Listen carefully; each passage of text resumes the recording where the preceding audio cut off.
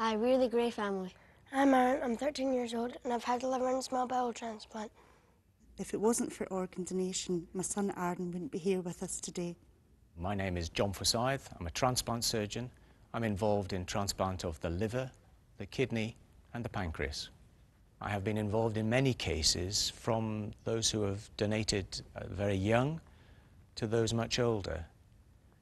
In each case there has been a tragedy which has happened, and organ donation has taken something good out of that tragedy.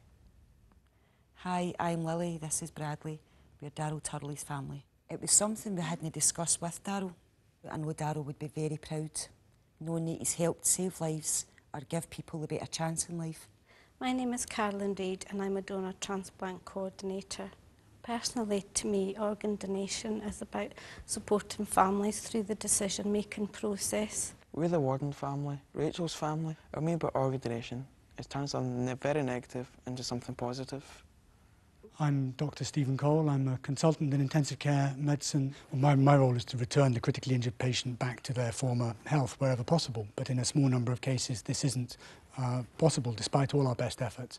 These patients are not going to survive, and it's appropriate in some cases that among the end-of-life choices that we discuss with the next of kin, organ donation is among these.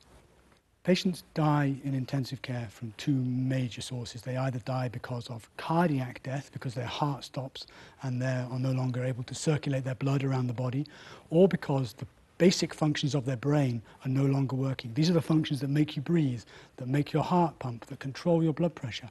These are controlled in a very small area of the brain, situated right at the back of the brain. It's a very primitive area of the brain, and if this is not functioning, you cannot live. In terms of brainstem death, which is what we're talking about here, we have a number of preconditions which have to be met before we can even think about that diagnosis. We have to have an injury which is consistent with that diagnosis, and then two consultant doctors have to do two sets of tests to confirm that that brainstem death has taken place. And these involve tests of the nerves around the face and the nerves that control breathing. For example, we would open the patient's eyes, shine a light into the patient's eyes. If you imagine someone shining a bright light into your eye, your pupil contracts, it's slightly painful. That doesn't happen in a brainstem dead patient. We take a lot of care and a lot of time to make sure that we do this at the right time in the right patient and we get it right. After the first set of brainstem death tests, I would, together with a donor transplant coordinator, go and speak to the family. We would then discuss with the family that their loved one is dead, and we would then discuss with them potential end-of-life choices, which would, of course, include organ donation. We know that most people support organ donation. We know that most people would be happy to accept an organ should they be in need of one. But if you don't make your feelings clear, if you don't tell your family and your loved ones what you want to do, then you're asking them to make that decision for you at a time when they are terribly stressed and bereaved.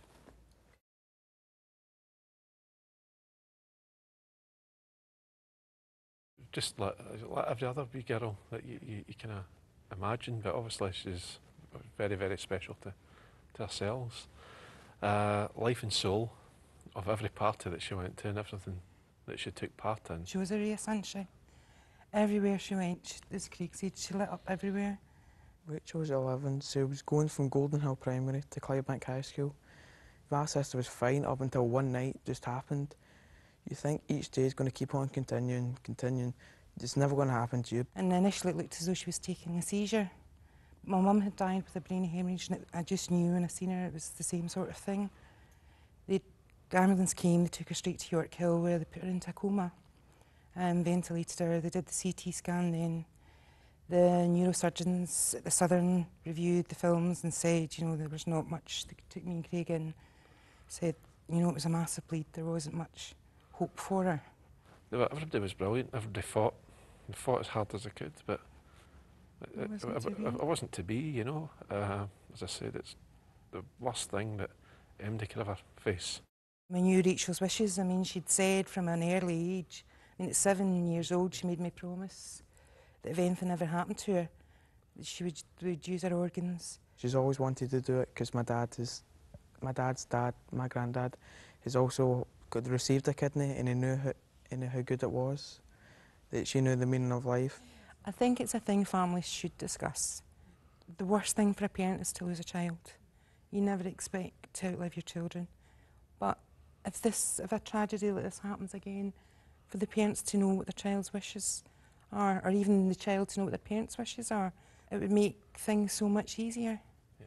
And it would make things easier for professionals as well. You know, it must be a horrible job to approach someone, you know, that's losing a loved one and ask these questions. If I'm going to die, which everyone will, I really want someone else to keep on living, to live the life I've lived. We've received a letter from one of the chaps that got our kidney and our pancreas, and it was just amazing, absolutely amazing. You know, it meant a lot to us, you know, and it was just really, really nice to get it. It really was. He's going to live life the way Rachel would have wanted to live her life. I think people saw the organisation is just a beautiful thing. You're dying, but yet you can give people, to the most about 5 or 6 people, another chance of life.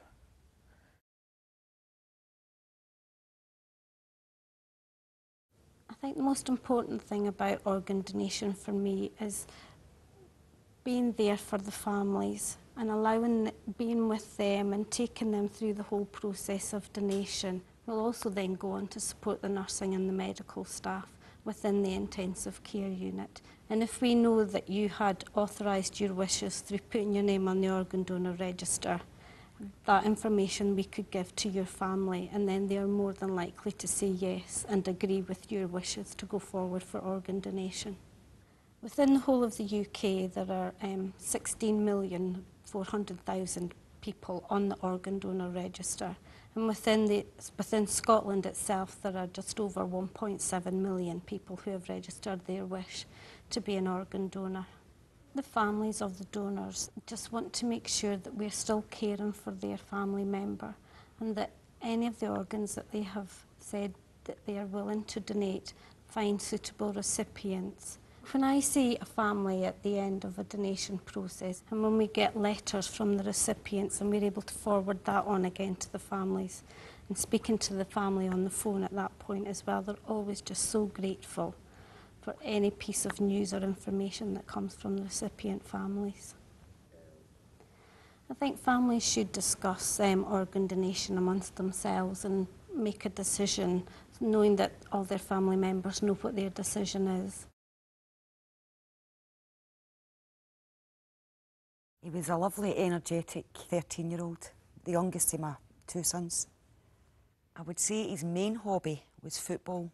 He was in the school football team, and he was in an outside football team, and he was in the PAC, which is I think, Pike Anglers Association for fishing in Scotland. He was a junior champion, the junior daddy they called him in the magazine actually. His biggest catch was a 23-ton pike, and that was only the week before he was killed, which is an achievement for a youngster. I was actually at my work, and I get a phone call from my husband. Basically just told me there had been a road accident. Darryl had been hit with a motorbike. My immediate thoughts were, is he going to be okay? And Davy said, he looks bad. It's a head wound. And it wasn't until the next morning there had been a deterioration in Darryl's condition. His brain swelled. And we were told then that there was no hope for him. There was nothing they could do to save him. We decided almost immediately, well, within minutes, my husband and my older son, within minutes, go ahead.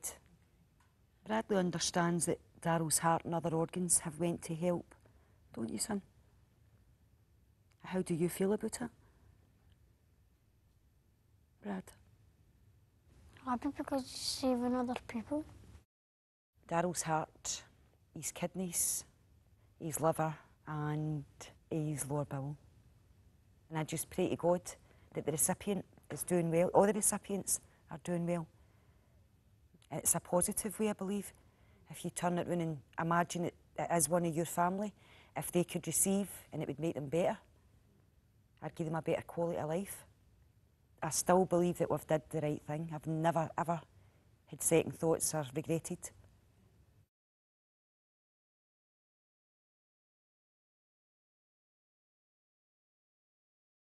Organ donation is what happens when somebody dies in hospital in certain circumstances.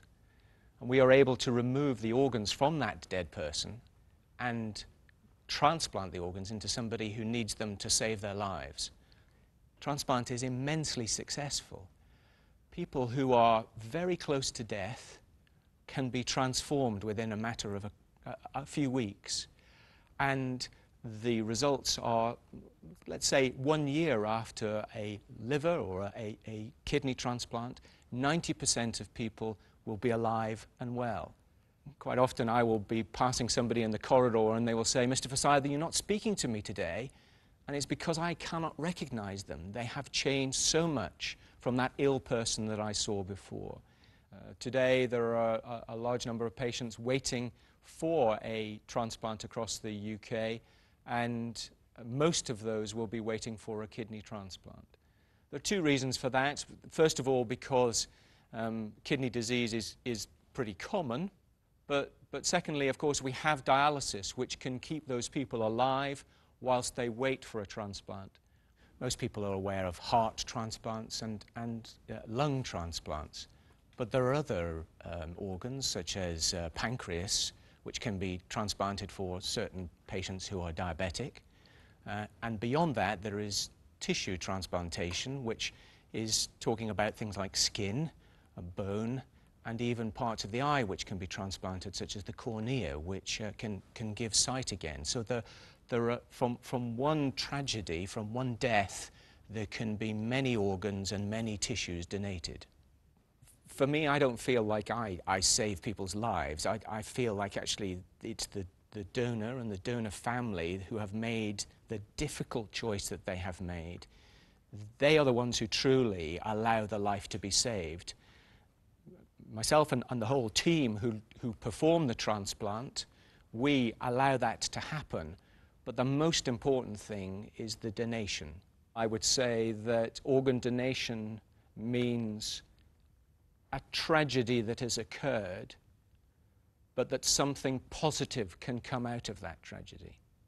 And therefore we should consider what we want to do in terms of organ donation, and we should discuss that with our family.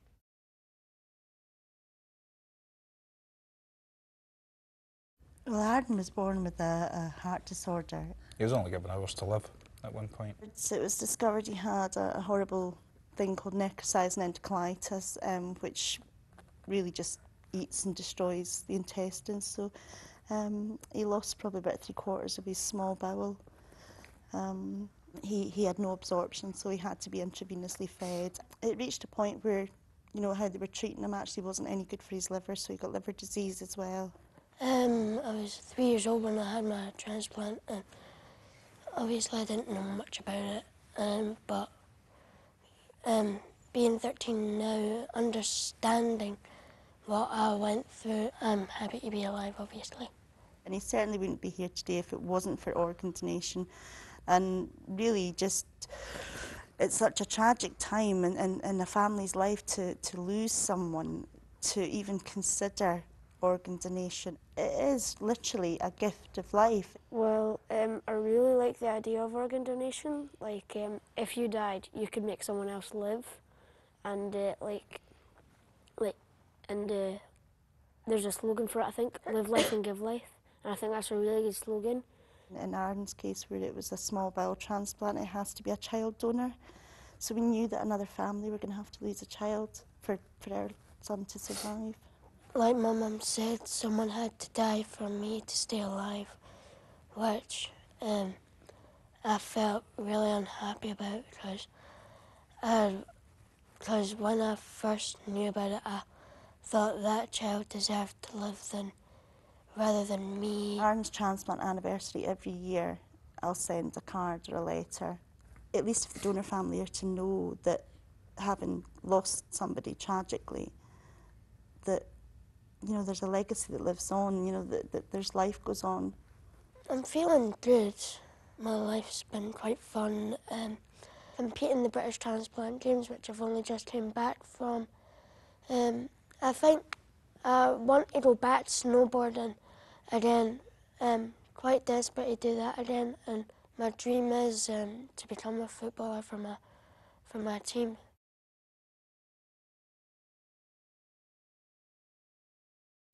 We're just so proud of Rachel. Very, very proud. It's just pride.